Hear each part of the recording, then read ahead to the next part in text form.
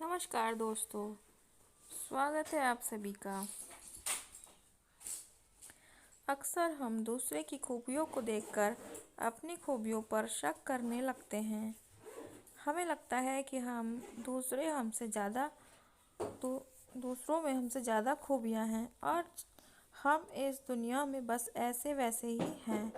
जब हम अपनी तुलना दूसरों से करने लगते हैं या फिर दूसरों की ज़िंदगी की चीज़ें अच्छी देखकर खुद की ज़िंदगी को बेकार समझने लगते हैं, ऐसा करके हम अपनी ही नज़रों में अपनी वैल्यू गिरा देते हैं।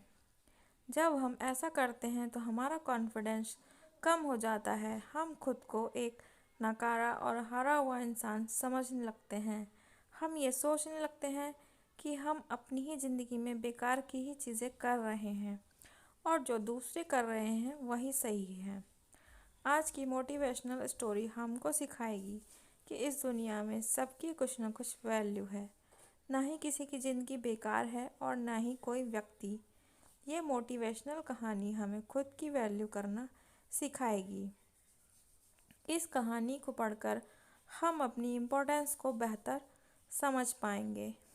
ये कहानी है एक समुराई की, जो कि अपने शौर्य, पराक्रम, निष्ठा, अनुशासन और साहस के लिए जाना जाता था। उस समुराई ने बहुत सारे युद्धों में विजय पाई थी। एक दिन उस समुराई की मुलाकात एक सन्यासी से हुई। वो सन्यासी उस समय ध्यान में बैठे थे।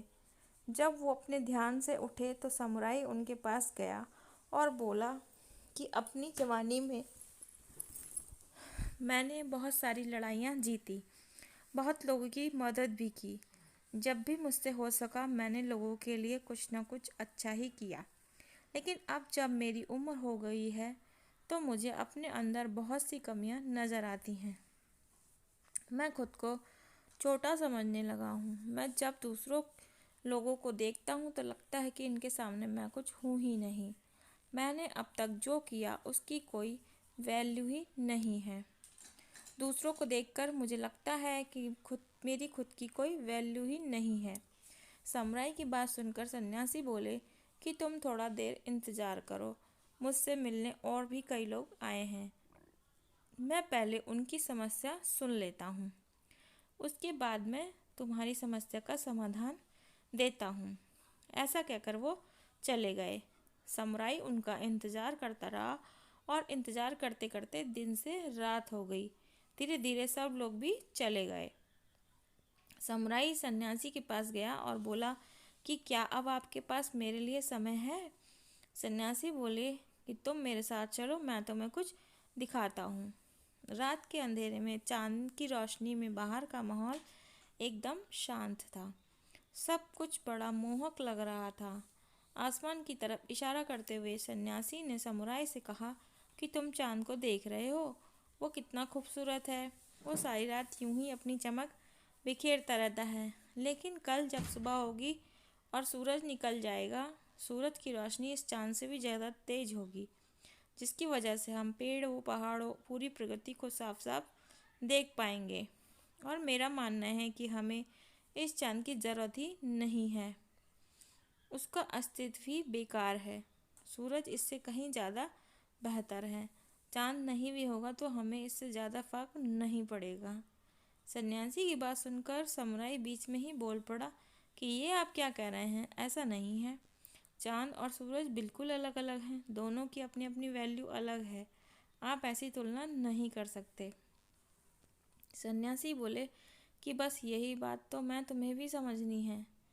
तो सीख जो हमें इस कहानी से मिलती है कि दोस्तों, इस संसार में हर व्यक्ति की अपनी एक उपयोगिता है।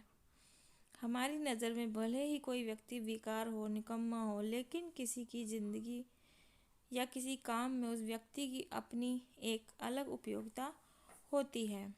इसी तरह हम सब खास हैं, फिर चाहे हमारे पास दूसरों से कम है या फिर ज़्यादा, हम सबकी एक वैल्यू है।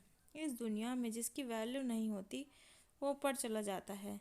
कभी भी खुद को दूसरे से कंपेयर ना करें।